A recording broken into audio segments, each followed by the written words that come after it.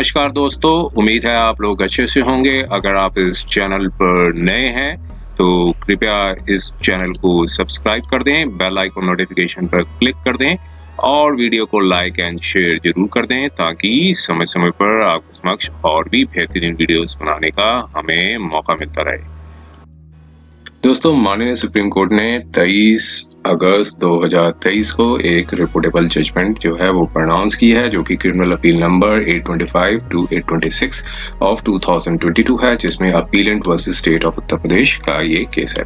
तो दोस्तों, इस जजमेंट में माननीय सुप्रीम कोर्ट ने डैंग डिक्लेरेशन के ऊपर का एक काफी लीगल जो प्रिंसिपल्स हैं उसको डिस्कस किया है, और जो पिछली जो जजमेंट्स कई आई हैं डैंग डिक्लेरेशन से रिलेटेड उसको भी अपने इस जजमेंट में कोट किया है। तो इस केस में हुआ क्या था, फैक्ट्स ये थे कि अपीलेंट को कन्विक्शन हो गया था डेथ सेंटेंस का ट्रायल कोर्ट द्वारा। तो उसके बाद रेफरेंस के तौर पे ट्रायल कोर्ट ने हाई कोर्ट में भी भेजा था और अपीलेंट ने आगे अपील भी फाइल की थी, लेकिन माननीय हाई कोर्ट ने जो है अपील रिजेक्ट कर दी थी और उससे एग्रीवेट होकर अपीलेंट ने यहाँ पर एक स्पेशली पिटीशन के माध्यम से एक अपनी क्रिमिनल अपील है वो फाइल की थी। तो यहाँ पर ये फैक्ट्स ये थे कि इसमें 3 लोगों की जलने से मृत्यु हो गई थी और यहाँ पर अपीलेंट के ऊपर जो चार्जेस लगे थे 302 और 326 से और 456 का जो है, जो कि मिसचीफ कॉजिंग जो है bye death mischief house on fire का से रिलेटेड है एक सेक्शन, जो कि 456 के से रिलेटेड है। तो उसमें इनको 436 से रिलेटेड एक सेक्शन है इंडियन पिनल कोड का, तो उसमें उससे रिलेटेड इनको कन्विक्शन हो गया था। और यहाँ पर आगे डैंग डिक्लेरेशन के ऊपर भी जो है एक अच्छी ऑब्जर्वेशन दी है। आइए इसके कंटेंट्स को हम समझने की कोशिश करते हैं। तो हुआ क्या था, तो ये यहाँ पर जो कन्विक्शन थी वो 302, 436 और 326 A of the Indian Penal Code है, जिसमें 10 साल की सजा 436 इंडियन पिनल कोड में होती है, 326 ए में भी 10 इयर्स का इम्प्रिजनमेंट है और 302 में डेथ सेंटेंस का। तो ये high court of judicature Allahabad की थी केस था, उससे एग्रीवेट होकर यहाँ पर जिसमें कन्विक्शन और सेंटेंस ऑफ डेथ सेंटेंस थी वो पास कर दी थी एडिशनल सेशन जज ने, और फिर वो हाई कोर्ट ने भी कंफर्म कर दी थी। और यहाँ पर डेथ सेंटेंस जो प्लेंटी अवार्ड कर दी थी और 20,000 रुपीज भी फाइन लगाया गया था, और ऑफेंस 436 का था, इसमें लाइफ इम्प्रिजनमेंट और 10,000 का फाइन लगाया था, और 326 ए में भी life imprisonment with fine of जो है 10,000 का फाइन लगाया था in default of the payment. और इसमें जो क्रिमिनल रेफरेंस था वो भी भेजा गया था, वो भी एक्सेप्ट कर लिया गया था, लेकिन अपील थी वो रिजेक्ट कर दी थी। तो यहाँ पर ये बताया गया है कि जो अपीलेंट हैं वो और जो विटनेस में हैं उन्हीं फैमिली से रिलेटेड हैं। और यहाँ पर एक जो डिस्प्यूट ये था कि एक फर्स्ट मैरिज हुई थी और उनके जो सन थे वो फर्स्ट मैरिज के बाद एक सेकंड मैरिज की थी। सेकंड मैरिज पे जो सन थे, जो डिसीज सन है, वो उनके फादर के बीच में डिस्प्यूट था। और यहाँ पर जो बाकी सारा कुछ फैमिली से रिलेटेड ही बताया गया है, और जो प्रोसिक्यूशन का जो स्टोरी है वो उसमें बताया गया है कि वो मोटिव ये था कि जो सेकंड मैरिज से वो सन, मतलब जो उनके डिसीज सन है वो खुश नहीं थे, तो इसलिए उनके बीच में जो है थोड़ा सा डिस्प्यूट रहता था और फैमिली डिस्प्यूट था। और एक दिन आके उनको जो रूम में बंद करके, और उनके जो 2 ब्रदर्स हैं उनकी भी उनके जो रिलेटिव्स हैं उनकी भी वो जो है आग जलाने से उनकी हत्या कर दी गई थी। और यहाँ पर जो ऑरल एविडेंसेस भी लिए गए थे वो जो फादर इन लॉ हैं, प्रोसिक्यूशन विटनेस, यंगर ब्रदर हैं प्रोसिक्यूशन विटनेस 2, और सारे जो उनके जो हैं फैमिली मेंबर्स हैं, और कुछ ASI हैं, और कुछ जो पोस्टमार्टम जो किया था, और उनके जो डॉक्टर्स हैं, और जो पुलिस के जो विटनेस थे। तो कुल मिलाकर यहाँ पर 13 जो विटनेस हैं, PW 13 विटनेस थे, और साथ में डॉक्यूमेंट्री एविडेंसेस भी लगाए थे, जो कि एग्जिबिट मेडिकल लीगल रिपोर्ट्स भी थी, साइट प्लान भी था, चार्जशीट भी थी, place of occurrence of report भी था, और 24 डॉक्यूमेंट्री एविडेंस लगाए थे। उसके बाद एविडेंस होने के बाद जो है अक्यूज्ड की स्टेटमेंट भी रिकॉर्ड की गई थी 313 के अंदर, और फिर उसके बाद उन्होंने डिनाइल किया था कि उन्होंने कोई ऐसा जुर्म नहीं किया है। और फिर उसके बाद जो है, लेकिन ट्रायल कोर्ट ने कन्विक्शन कर दिया था और हाई कोर्ट ने भी जो है कन्विक्शन को कंफर्म कर दिया था। और यहाँ पर जब सबमिशंस दिए तो उन्होंने ये बताया कि जो हाई कोर्ट ने एरर की है क्योंकि प्रोसिक्यूशन की ड्यूटी बनती है कि वो केस को बियॉन्ड रीजनेबल डाउट है वो प्रूव करे, और जो सर्कमस्टांशियल एविडेंस के बेसिस पे ही सारा केस रिलाया था। और जो दो डाइंग डिक्लेरेशन थे, जिसमें से एक जो उनके सन थे और एक और दूसरे जो दो लोग रिलेटिव्स थे उनके भी डाइंग डिक्लेरेशन पे रिलाई नहीं किया जा सकता, क्योंकि कोई भी इंस्पायर नहीं किया जाता है कॉन्फिडेंस का, और ocular version of to witnesses का भी वो जो है वो नहीं बनता है, और इनकंसिस्टेंसी स्टेटमेंट्स के ऊपर भी। और फिर इसके बाद सबमिशंस दिए स्टेट ने बताया कि मोटिव था क्योंकि सेकंड मैरिज थी अपील एंड कन्विक्शन की, वो उसके जो सन ने अपोज किया था, और अपील एंड कन्विक्शन जो है वो डिसोन करना चाहते थे सन को, और जो कि अपोज भी किया गया था बाय हिज टू ब्रदर्स। तो इसलिए अपील एंड कन्विक्शन का कोई एनिमिकल टर्म्स थे, और दो रियल ब्रदर्स थे, उन सबको उन्होंने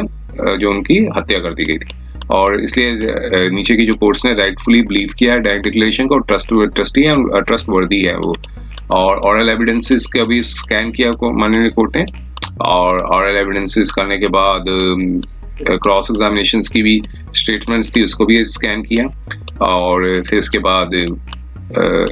डायरेक्ट डिक्लेरेशंस थे उसको भी एनालाइज किया, और जिसमें जो पहले जो डिसीज थे उनका स्टेटमेंट रिकॉर्ड किया। उन्होंने बताया कि मैं जो एक डिसीज थे उन्होंने अपनी स्टेटमेंट रिकॉर्ड करवाई थी कि वो मोबाइल फोन एक जगह पे चलाते हैं और एक घर पे सो रहे थे, तो अपने नेफ्यू के साथ और एक अपने रियल ब्रदर के साथ सेम रूम में सो रहे थे। तब 12:30 बजे के आसपास उनके जो ब्रदर हैं जिन्होंने अपीलेंट जो अक्यूज्ड हैं कन्विक्टेड हैं अपीलेंट कन्विक्टेड हैं, उन्होंने डोर को बाहर से बंद कर दिया था और मकान को आग लगा दी, फायर रूम में आग लगा दी थी, और जिससे और अलार्म रेस किया उन्होंने। तो फिर लेकिन हम बर्न हो गए, और फिर हमें हॉस्पिटल लेके जाया गया एक नज़दीकी, और फिर वहाँ से उसके बाद हमें RML हॉस्पिटल न्यू दिल्ली में लिया जाएगा, और वहाँ पे हमारा ट्रीटमेंट हो रहा है। और फिर इसके बाद डाइंग डिक्लेरेशन भी जो है दूसरे जो डिसीज थे उनके भी रिकॉर्ड की, उन्होंने भी अपनी ये वर्जन दिया, और उसने बताया कि वो रनिंग मोबाइल फ़ोन चलाते हैं, लेकिन उनके जो अंकल हैं और एक दोनों अंकल हैं वो सेम ही हाउस में रहते हैं और सेम रूम में सो रहे थे। 12:30 बजे के बाद उनके जो फादर ने जो डोर को बाहर से बंद कर दिया और रूम को आग लगा दी, और इन्फ्लेमेबल सब्सटेंस था उससे आग लगा दी। और फिर इसके बाद हमने अलार्म रेज किया, और फिर उसके बाद हमें एक हॉस्पिटल में लेके जाया गया, फिर उसके बाद RML में एडमिट किया गया। और अब यहाँ पर एनालिसिस कोर्ट ने ये किया कि अब ये क्वेश्चन को प्रूव करना है कि क्या जो प्रोसिक्यूशन ने केस को प्रूव किया है बियॉन्ड रीजनेबल डाउट कि नहीं, तो इसको प्रूव करना है। और जो कई जजमेंट्स भी आ चुकी थी, जैसे master Dalbir Kaur versus and others versus state of Punjab की, जिसमें रिपोर्ट किया था कि कोर्ट जो है इंटरफेयर नहीं करनी चाहिए कोर्ट को, माननीय सुप्रीम कोर्ट को, जब कॉन्करेंट फाइंडिंग्स है और जो facts based on appreciation of evidences हो, अगर जब तक कि कोई डिफरेंट व्यू ना लिया जाए एविडेंस पे, अगर दो कॉन्करेंट कोर्ट्स दे रही हैं तो कोर्ट्स को बहुत रेयरली जो है इंटरफेयर करना चाहिए। और ये सारी जजमेंट्स के जो कोर्ट थे वो उन्होंने एम्फसाइज को मतलब उन्होंने ऑब्जर्व किया। अब dying declaration versus oral evidences के साथ आईविटनेस का उसको रिकॉर्ड को देखा गया, और बताया कि एक जो अपीलेंट कन्विक्ट थे उनके स्ट्रेन रिलेशंस थे सन के साथ, और जो कि जो फर्स्ट मैरिज से उनके जो सन थे जो फर्स्ट मैरिज से बाउंड हुए थे, जिनकी जो डेथ हुई है, और जो इनके जो रिलेशंस थे दो ब्रदर्स के साथ जिनकी भी डेथ हो गई थी, वो उनके साथ भी स्ट्रेन थे। तो टोटल 3 लोगों की हत्या हुई थी। और जो डिफेंस ने अपना ये वर्जन दिया कि अपीलेंट जो कन्विक्ट हैं उनको फंसाया गया कि ताकि प्रॉपर्टी को ग्रैब किया जा सके। तो इसलिए जो प्रोसिक्यूशन विटनेस थे PW2 PW4 उन्होंने कॉन्स्पायर किया, एलिमिनेट किया डिसीज पर्सन्स को, और सारा इंटायर ब्लेम है अपीलेंट कन्विक्ट के ऊपर डाल दिया, ताकि उन्होंने क्राइम फंसाने के लिए उन्होंने ये क्राइम किया है। तो इसमें फंसाने के लिए ये सारा जो है स्टोरी नरेट की। अब जब डाइंग डिक्लेरेशन को परस्यू किया तो यह पाया कि कि डाइंग डिक्लेरेशन जो तीसरे एक और डिसीज थे उनका क्यों नहीं रिकॉर्ड किया गया, तो ये भी क्लेरिफाई नहीं कर पाई है माननीय सुप्रीम कोर्ट ने कहा कि डाइंग 3 लोगों की हत्या हुई थी, 2 लोगों का डाइंग डिक्लेरेशन था, तीसरे का क्यों नहीं हुआ ये भी क्लियर नहीं हुआ है। और डाइंग डिक्लेरेशन को भी क्लोजली देखा गया तो उन्होंने ये बताया कि अलार्म था वो रेज किया, जब उनको जल गए तो अलार्म रेज किया और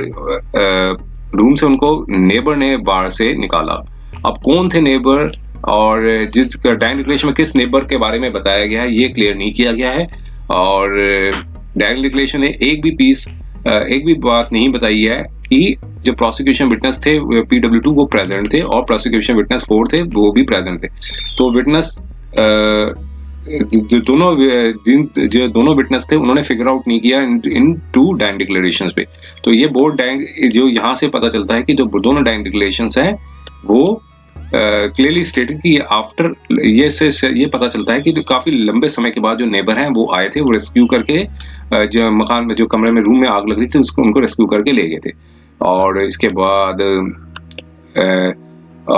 बाद अपीलेंट कन्विक्टेड ये बताया गया कि अपीलेंट कन्विक्ट ने डोर को तो बाहर से बंद कर दिया था और फिर उनको भागते हुए देखा था। तो यहाँ पर क्लोजली अब ऑरल एविडेंस PW4 को देखा जाए और उनके मुताबिक देखा जाए तो कि जब उन्होंने पहले घर पे आग लगते हुए देखा था तो फिर डिसीज पर्सन जहां सो रहे थे फिर उसने इमीडिएटली डोर को ओपन कर लिया और देखा कि अपीलेंट कन्विक्ट है वो छत की तरफ भाग रहे हैं, सीढ़ियों के थ्रू होते हुए छत की तरफ भाग रहे हैं। तो PW4 ने ये भी क्लेम किया कि जो 2 लोगों के नाम बताए कि उन्होंने भी अपीलेंट कन्विक्ट को भागते हुए देखा, लेकिन ये इन 2 लोगों के जो उनके नाम बताए गए उनको भी प्रोसिक्यूशन विटनेस ने एग्जामिन नहीं किया। और ये भी क्लियर नहीं हुआ कि पुलिस ने भी स्टेटमेंट क्यों नहीं रिकॉर्ड की 161 CRPC के अंदर उन 2 व्यक्तियों के जो नाम दिए गए थे। और अब यहाँ पर ये भी इशू उठता है कि जब नेबर आए थे रेस्क्यू करने के लिए तब उस समय PW2 और PW4 जो हैं वो कहाँ थे। और PW2 और जो PW4 जो कि रिलेटिव हैं उस फैमिली के, तो उन्होंने डिस्पोज किया था कि वो दोनों सो रहे थे एक रूम में जो कि जहाँ इंसिडेंट हुआ था उसके पास वाले रूम में सो रहे थे। तो ये एक क्रूशियल एस्पेक्ट है जो प्रोसिक्यूशन ने एक्सप्लेन नहीं किया और ना ही क्लेरिफाई किया। तो यहाँ पर ये भी बताया कि डाइंग डिक्लेरेशन की जो स्टोरी है वो उसमें फैब्रिकेशंस भी होता है, ट्यूटर्ड भी किया जा सकता है। तो ये सारा उन्होंने कंक्लूजन भी ये निकल के आया कि अगर ज्यूरिस्ट थ्योरी यही कहती है कि डाइंग डिक्लेरेशन की अब वो जब बनाया जाता है एक्सट्रीमिटी में, जब किसी भी पार्ट है डेथ का और every hope of the world is gone, then when every motive of the falsehood is silenced, तब मैन जो है by most powerful consideration तभी उसी समय जो है वो सत्य बोलता है। तो ये सारा एक जो है कोट किया गया और इसके ऊपर कुछ पॉइंट्स भी बताए गए थे डाइंग डिक्लेरेशन के। तो पहले तो ये कई जजमेंट्स भी आ रखी थी, उन सारी जजमेंट्स को डिस्कस किया उन्होंने और ये सारी जजमेंट्स के ऊपर अब यहाँ पर ये कंक्लूजन निकल के आता है कि ये इंडिया फॉरेन कंट्रीज में डाइंग डिक्लेरेशन का जो पैटर्न है फॉलो किया जाता है, तो इंडिया में भी यही फॉलो किया जाता है। जब पहले कोर्ट को सेटिस्फाई कर लेना होता है कि डाइंग डिक्लेरेशन जो है वो रिलायबल है, ट्रूथफुल है और उस पर रिलायंस किया जा सकता है कि नहीं किया जा सकता। डाइंग डिक्लेरेशन जो है वो एक प्रिजम्पशन है, मस्ट बी होली रिलायबल होना चाहिए और इससे कॉन्फिडेंस जो है वो इंस्पायर होना चाहिए। और जब ऐसे में अगर ये भी हो सकता है कि ट्यूटर्ड किया गया हो और कुछ वर्ड्स हैं उसको माउथ में डाल दिए गए हों डिसीज पर्सन्स के, तो इस चीज़ों को भी देखना होता है। और कुछ पॉइंट्स हैं वो बताए गए हैं कि जो पर्सन ने स्टेटमेंट दी है वो एक्सपेक्टेशन उसकी मृत्यु होने वाली है कि नहीं होने वाली है। और डाइंग डिक्लेरेशन जो है वो अर्लीस्ट अपॉर्चुनिटी दी गई है, rule of the first opportunity भी होनी जरूरी है और कुछ रीजनेबल सस्पिशंस बनता है कि ड्यू टू बिलीव करने के लिए कि डाइंग डिक्लेरेशन जो है was put in the mouth of the dying person. कि कई बार ऐसे होता है कि डाइंग डिक्लेरेशन जो है वो मुंह में डाल दिया जाता है, तो ये भी पॉसिबिलिटी को भी इग्नोर नहीं किया जा सकता है। और डाइंग डिक्लेरेशन जो है वो प्रोडक्ट ऑफ प्रॉम्प्टिंग, ट्यूटरिंग और leading at the instance of the police और एनी इंटरेस्टेड पार्टी। और स्टेटमेंट जो है वो रिकॉर्ड प्रॉपर्ली की गई है कि नहीं की गई है। और डाइंग डिक्लेरेशन को had opportunity to observe the incident. जो डाइंग डिक्लेरेंट है उनके पास अपॉर्चुनिटी थी कि वो ऑब्जर्व कर सकता है इंसिडेंट को कि नहीं। और डाइंग डिक्लेरेशन जो है कंसिस्टेंट बनाया गया है थ्रू आउट, उसमें कुछ